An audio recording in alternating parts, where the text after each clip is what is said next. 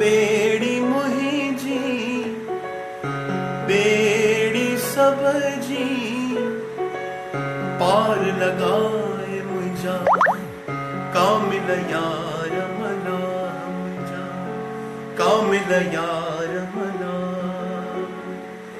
हो बेड़ी मुहिंजी बेड़ी सिंधन जी पार लगाए मुझा झूले साईं मुझा झूले लाल साईं ओला ओला ओ म्या ओला म्या। Sundar ji, Saral ji ji, welcome in Facebook live. Thank you. केड़ो वाला बढ़िया, ठीक है, मज़े में है। कैसे हैं आप? बहुत अच्छा हूँ सर, बहुत अच्छा हूँ। आजकल क्या चल रहा है सर? आजकल तो संगीत का रियाज चल रहा है, लोगों से मिलना जुलना चल रहा है और झूलेलाल साईं की इबादत चल रही है। आप ये बताइए कि आप सिंगिंग में कैसे आए? मैं सिंगिंग में कैसे आया, थोड़ा सा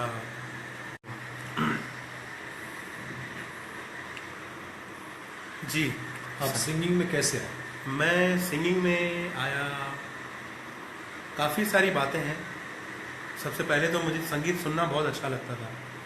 जब मेरी उम्र, मैं समझ रहा हूँ मेरी उम्र जब 12 साल की थी, तब से मैं म्यूज़िक सुन रहा हूँ और संगीत को काफ़ी पसंद करता हूँ। आज भी संगीत ही मेरी इबादत है और मैं सिंगिंग में आया, मुझे काफ़ी सुकून मिलता था। मैं संगीत को काफ़ी लाइक करता था और म्यूज़िक ही मेरी इबादत थी, इसलिए मैं सिंगिंग में आया। आपने मेरे को बताया कि आपको सबसे पहला हारमोनियम आपके नाना जी ने दिलवाया। जी जी जी, मुझे बताइए उस घटना के बारे में। जी, ऐसा था कि मैं छोटा सा 12 साल का बच्चा और हारमोनियम, मुझे उस वक्त संगीत सीखने की बड़ी दिली तमन्ना हुई। मैं सारेगामा हमेशा देखा करता था टीवी पर, तो मैंने अपने नाना जी से कहा। मेरे नाना जी मोहम्मद रफ़ी साहब के बहुत बड़े फ़ैन थे, तो मैंने अपने नाना जी से अपने दिल की बात कही। मैंने कहा, नाना जी मुझे संगीत सीखना है और मुझे हारमोनियम आप दिला दीजिए, ले दीजिए। तो उस वक्त बड़ा परिस्थिति, हम मिडिल क्लास से भी नीचे थोड़े से ऐसे थे। तो नाना जी ने काफ़ी सोचा। नाना जी कहने लगे, यार 5-5.5 हज़ार का हारमोनियम है, अगर कल को तू नहीं बजाएगा, 5-6 दिन बजा के तू ऐसे ही रख देगा तो वो पैसे वेस्ट चले जाएंगे। तो नाना जी ने एक बैठक बुलाई अपने दोस्तों की, बुजुर्ग उनके दोस्त थे, सबसे पूछा। मुझे वहाँ एक लाइन गाने के लिए कहा, एक गाना सुनाओ।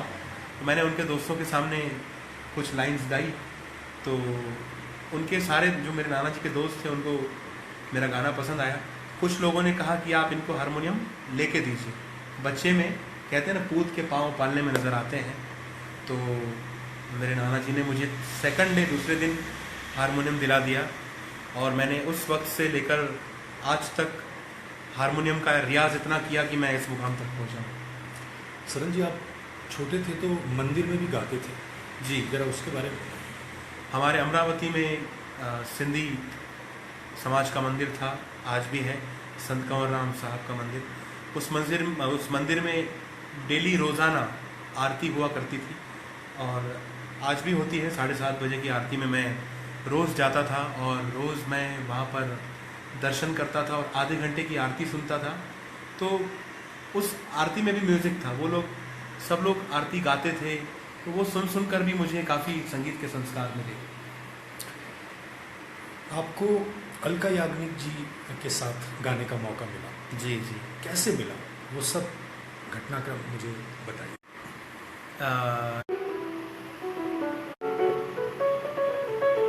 एक्चुअली कहते हैं ना, यहाँ पर जो बॉलीवुड है इसमें चेन से चेन जुड़ती है। जब आप अच्छा काम करते हुए चले जाते हैं तो सराहना की जो लड़ी होती है वो बढ़ती जाती है, चेन बढ़ती जाती है। तो अलका याग्निक जी के साथ जैसे मैं जुड़ा तो मेरा सबसे पहले एक दूरदर्शन पे रियलिटी शो आता था जिसका नाम था द परफॉर्मर। उसके जज थे दादू रविंद्र जैन साहब। तो दादू रविंद्र जैन साहब के साथ मधुश्री प्लेबैक सिंगर जो है, मधुश्री, जिनका नाम है मधुश्री जी ने मुझे अपने ग्रुप में अपने साथ एक प्रोग्राम में गाने का मौका दिया। उनके ग्रुप में जो म्यूजिशियंस थे, उन म्यूजिशियंस ने मुझे सुना, मेरी गायकी उन्हें अच्छी लगी, तो अलका याग्निक जी के मैनेजर को उन्होंने मेरा नंबर दिया। वहाँ से फिर एक शो था कुवैत का, सबसे पहला मेरा शो था, और शायद ये 2012 की बात बता रहा हूँ मैं आपको, 2011 की बात है। उस शो में अरिजीत सिंह जाने वाला था अलका जी के साथ। उस वक्त अरिजीत सिंह का इतना नाम नहीं हुआ था, बट अरिजीत सिंह का प्रोग्राम कुछ किसी हादसे की वजह से कैंसिल हो गया, घर में कुछ हादसा हुआ था। तो उसके बाद अरिजीत सिंह की जगह मुझे वहाँ अलका जी के साथ कुवैत में गाने का मौका मिला। इसी तरह मैंने अलका जी के साथ प्रोग्राम्स किए। वहाँ कौन से गाने गाए थे आपने कुवैत में? मैंने अलका जी के साथ डुएट्स गाए थे। सर की जो सर के सर से वो धीरे धीरे, लड़की बड़ी अनजानी है, घूंघट की आड़ से दिलबर का, दर्दे दिल मैंने सोलो गाया था। घूंघट की आड़ से दिलबर का थोड़ा गान कर सुनिए।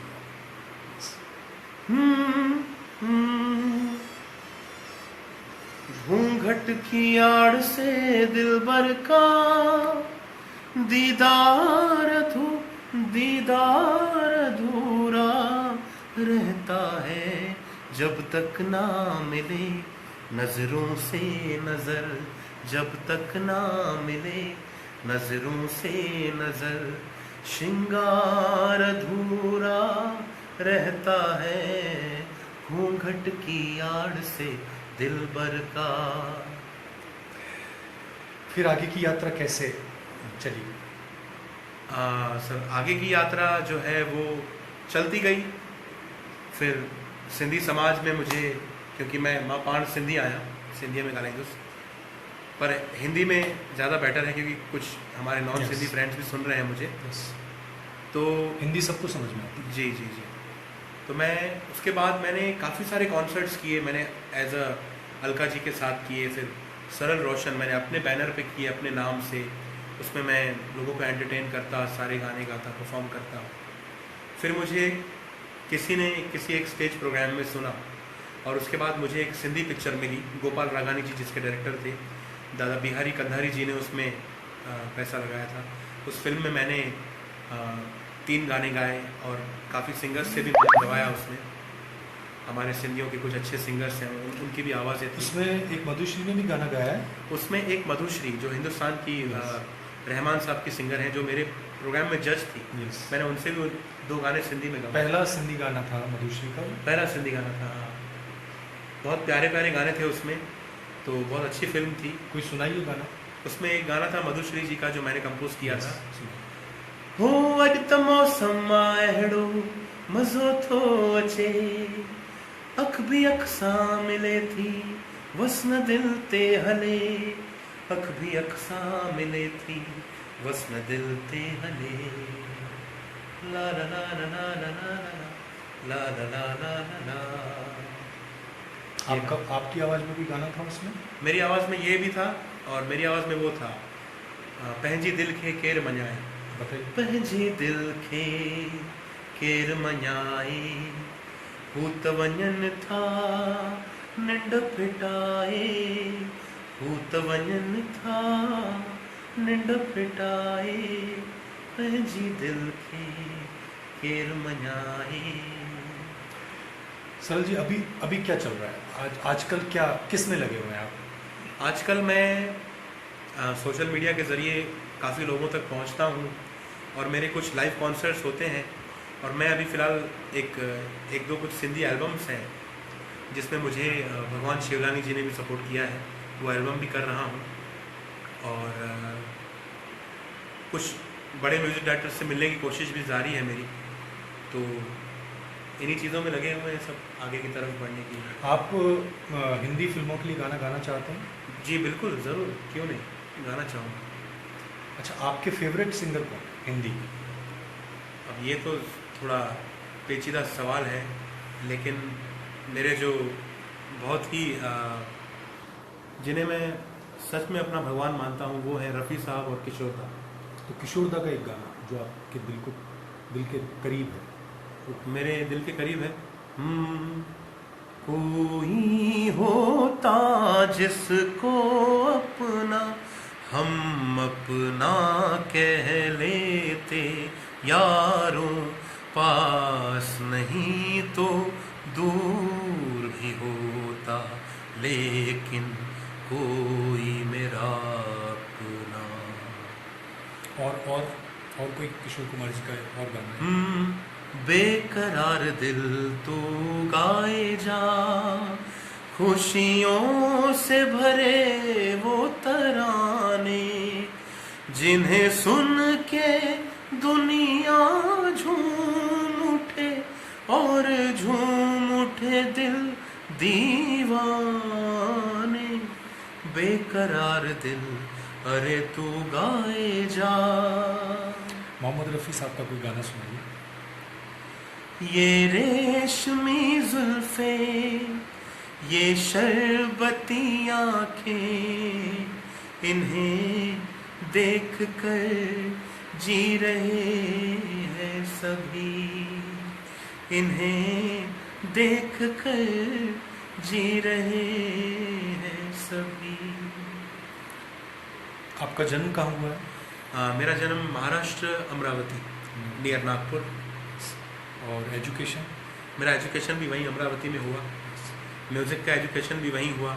मेरे गुरुजी थे सत्यनारायण जी शर्मा, जो आज इस दुनिया में नहीं है, मगर उनकी यादें मेरे दिल में हैं। उन्होंने मुझे म्यूज़िक सिखाया और काफ़ी अच्छे स्टूडेंट्स को उन्होंने संगीत सिखाया है। अच्छा सरल जी, मैंने सुना है आप भी एजुकेशन दे रहे हैं म्यूज़िक की। जी। तो कितने स्टूडेंट्स आते हैं आपके यहाँ? फ़िलहाल मेरे पास 8 स्टूडेंट हैं, तो ज़्यादा मैं ले भी नहीं सकता हूँ क्योंकि प्रोग्राम्स होते हैं और रिकॉर्डिंग्स होती है।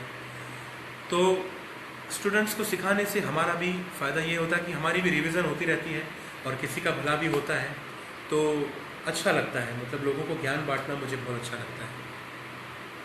अच्छा, जो हमारे युवा साथी हैं जो हमें फेसबुक पर देख रहे हैं, जी जी, और जो सिंगर बनना चाहते हैं, जी, तो आप अपने अनुभव से उनको क्या कहना चाहेंगे? मैं उनको यही कहना चाहूँगा कि अपने युवा दोस्तों से मैं अपील करना चाहूँगा, अगर वो सिंगर बनना चाहते हैं तो सबसे पहले वो म्यूज़िक को सुने, खूब सुने, क्योंकि हम जितना म्यूज़िक सुनेंगे उतना ही अच्छा हम गा सकते हैं।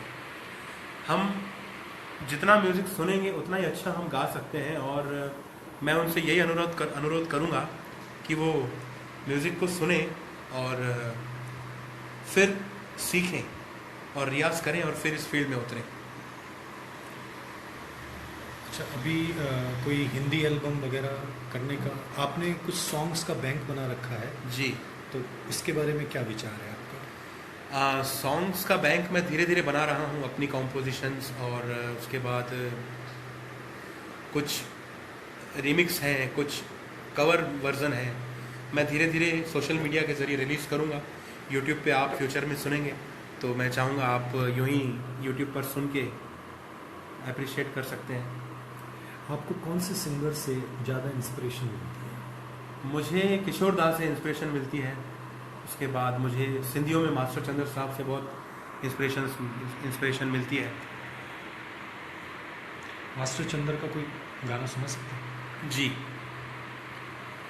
वफाई जब पुतला वफादार सिंधी, हु हर फन में आहिन होशियार सिंधी, वफाई जा पुतला वफादार सिंधी, अभी इस जो मास्टर चंद्र का ये जो गीत है, इसमें एक शब्द है, वो हमारे सिंधियों के लिए कड़वा सच है, मगर वो जिसे कहते हैं ना बिटर ट्रुथ, बिल्कुल सही बात उस जमाने में कही थी कि गुणन साण भी हिकब अवगुण रहन था, सिंधी थी सिंधिन खे न हरगिज सहन था, दुनिया भर जे देसन में सिंधिन जा डेरा, पेशावर लंदन में या बर्लिन में डेरा, चंद्र चंड ताई अगर जे को पहुंचो त समझो सो हूंदो, पहिरियों यार सिंधी वफाई जा,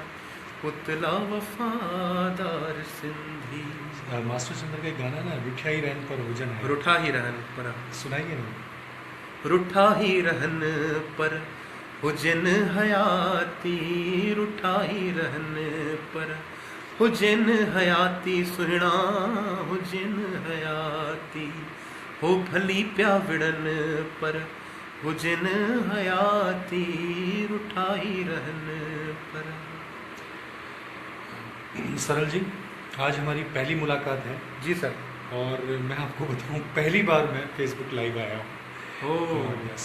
मेरा अनुभव बहुत है साक्षात्कार का, लेकिन ये जो आजकल जो डिजिटल ज़माना आया है, इसके हिसाब से मैंने आज फर्स्ट टाइम फेसबुक लाइव पर आपका इंटरव्यू लिया है। जी सर। और शीघ्र ही फिर मैं 15-20 दिन के बाद फिर हम दोबारा बैठेंगे और फिर एक इंटरव्यू करेंगे शानदार, कुछ होमवर्क करके करेंगे। जी, आज मैंने एक्सटेम्पोरली लिया है आपका इंटरव्यू। जी जी, पर फिर भी बहुत अच्छा इंटरव्यू हुआ है। और मैं चाहूँगा जितने भी लोग देख रहे हैं, अगर वो कहें इंटरव्यू कैसा लगा तो कुछ उनके कुछ कमेंट में चाहूँगा। बिल्कुल, अगर कोई कमेंट करे आपको इंटरव्यू कैसा लग रहा है, मज़ा आ रहा है आप लोगों को, सभी दोस्तों से जानना चाहूँगा। आप सरल रोशन जी हैं, सिंगर हैं, अमरावती महाराष्ट्र, अभी मुंबई बेस्ड हैं। आप कुछ अपनी फरमाइशें कहना चाहें सरल जी से तो सुनाएंगे वो ज़रूर, प्लीज़ बोलिए। चलिए, फिलहाल सब लोग सुनने में व्यस्त हैं। यस, लेकिन बहुत बढ़िया इंटरव्यू हुआ है आज, और लकीली आज इंटरनेट ने भी हमारा साथ दिया है। तो पहला अनुभव है मेरा जी, और लेकिन first impression is good impression. तो अच्छा हो गया, और हम फिर दोबारा 1-2 हफ्ते के बाद दोबारा बैठेंगे और फिर थोड़ा टेक्निकली भी हम उम्दा करने की कोशिश करेंगे। और सरल जी, मैं आपको बताऊं, अब ये सिलसिला जो मेरा है फेसबुक लाइव का, ये अभी चलता रहेगा हमेशा, और आपको जितना मैं फेसबुक से प्रमोशन कवरेज दे सकता हूं, मैं कोशिश करूंगा। और जब भी आपका कोई नया एल्बम, नया गाना या कोई आप कुछ भी करते हैं तो मुझे ज़रूर बताइएगा, हम फेसबुक पर अपने दर्शकों के साथ ज़रूर शेयर करेंगे। और इसी के साथ मैं आपका बहुत बहुत धन्यवाद करता हूं, मैं आभारी हूं, आपने अपना अमूल्य समय दिया मुझे। और इसी तरह हम आज की जो वार्ता है समाप्त करते हैं, फिर अगली बार मिलेंगे। धन्यवाद दोस्तों, थैंक यू।